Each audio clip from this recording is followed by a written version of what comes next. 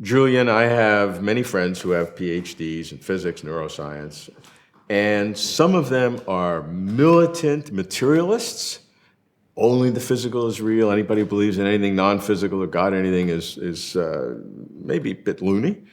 And then many on the other side deeply believe in God or religion or some non-physical reality in some sense. And I cannot distinguish the intelligence level between these two. So that brings me to think about belief systems. Why do these people, similarly trained, similar background, similar culture, believe such different things? It's a very, very complicated question as to why very intelligent people can come to completely different conclusions about the big issues in life. And I think it teaches a certain modesty about the power of reason and rationality. People who think that, if only people were rational, they would basically all think as I do, which, let's face it, a lot of more perhaps militant atheists do, are clearly missing something. Now, why is that? Well, I think the reason is if you understand how argument works and how belief systems work, it's that they kind of form complexes, nets, if you like. This is a kind of coherence theory of truth. It's not that there is a fundamental basis of belief which we all agree with. It's rather that things form interlocking wholes, and so they become mutually supporting. So with different people, you've got to find really what are the core nodes, if you like, in the net. If you think of beliefs as forming a kind of net, there are always certain sort of like points in that which are more important for some people than others. If you can find what is the thing that the person will not give up, no matter what, because they're convinced of it, what you'll normally find is that they can fit their other beliefs around that. Of course, you might reach a breaking point. There might be a belief which is completely incompatible, you've got to give something up. But it's actually quite powerful. It's quite amazing how much can be made consistent with virtually any core belief. So let's start a step back and assume that there is objective truth. I mean, whether God exists or not, there is a yes or no to that. Sure. Whether consciousness has a non-physical component or is only the brain, there is a yes or no. Whether it is right to have abortion or gay marriage in the social sense, I mean, that may not have exactly the same thing. So I want to stick with the former, the objective kinds of truths where there really is an ultimate answer. And each side thinks it has it. And one of them may be right, and the other won't be wrong. So it's not a question of this, kind of harmonizing these views, because they're incompatible. Yeah, I mean, it's certainly the case that people like to sometimes have this idea that, hey, everyone's kind of right in their own way. Yeah. It can't be the case, You can't believe that, Christ is the only way to God, and that someone who doesn't believe that is also right. He's the only way to God, or he isn't.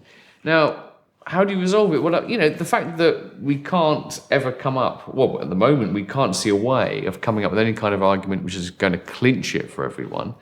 The reason why disagreement can persist is simply because in these kinds of cases, there is an absence of a killer fact, if you like.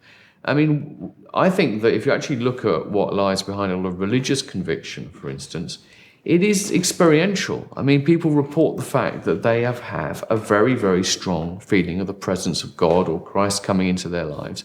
Now, if that is a really powerful experience, if there's a really powerful feeling, it can be as clear and as definite to you as it is to me. There's a table in front of me, right? Now, obviously, it doesn't mean it's right. And as an atheist, I'd say that person is mistaken in some ways. I'd try and get them to see why that kind of feeling, no matter how strong it is just not reliable in the way that a table is. But the way in which people construct their worldviews is partly based on the perceptions and feelings which they think are just unanswerable, are definitely clear. If you have that feeling, you're going to believe in it. And as long as you can make it consistent with what science tells you and so forth, you're going to be okay. And you can make it consistent. I mean, you can make, to be honest, consistency is overrated in a sense, because you can make belief in virtually everything we know about science consistent with the idea that Elvis is on the moon, or that the moon landing was a conspiracy. I think that's actually not true. You don't? I don't think you can make extreme things that are wrong. Elvis being on the moon is a green cheese. I mean, there's a solid gold planet right outside of Pluto that we haven't seen yet. There are a lot of things that materialists like to throw up as kind of humorous kinds of things, but I don't think that's right. That you can make those things consistent if you have a belief system with science.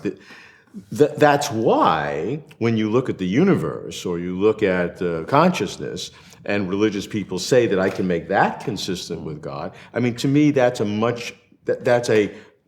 argument that one must look at. Well, I mean, there's consistency and there's plausibility, okay? I think consistency is something you can have with almost any belief if you try hard enough.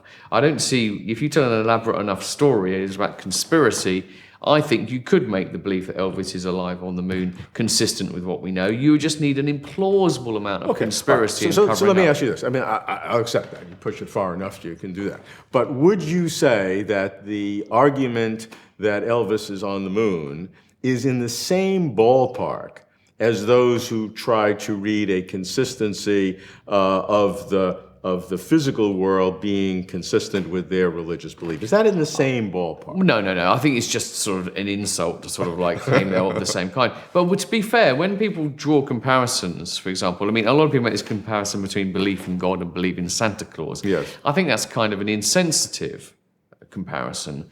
But to be fair, the point of the comparison is not to actually say they're literally just as plausible or credible as each other.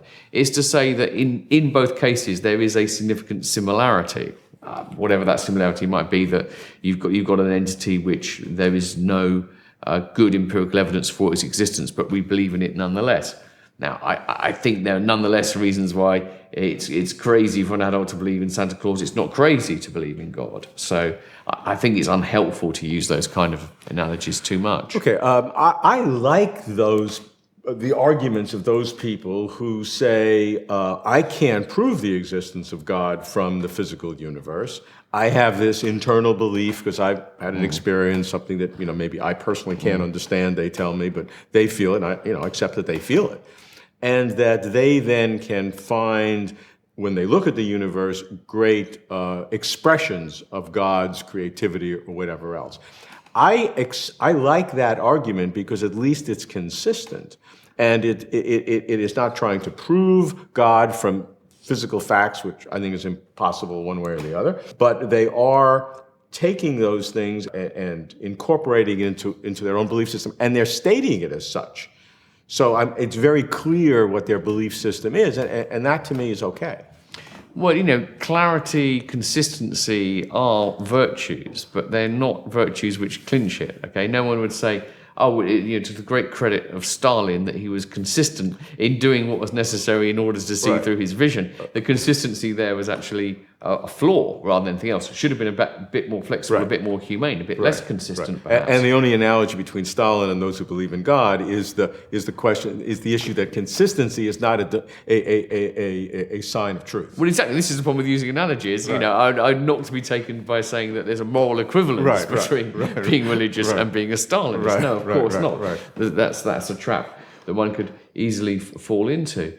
But I guess the problem I have with that way of thinking is that, sure, if you have this feeling, this very strong conviction, which seems to you as real as anything else in the universe, that God exists, you still have to ask yourself the question, yes, but is that the kind of feeling that we have reason to trust? And I think when you look around the world and you look at the different kinds of religious experience people have, you find that people have very, very strong experiences which convince them of completely incompatible gods, divine kinds of existences, and so forth. And so I think, difficult though it may be, one should really take the view of saying, look, I know this is powerful. I know it seems to me so strong that I can hardly doubt it, that this is true. I can't trust that in a way in which we kind of have to trust our basic perceptions, there are tables and so forth, because we couldn't even get off the ground with living our lives without them.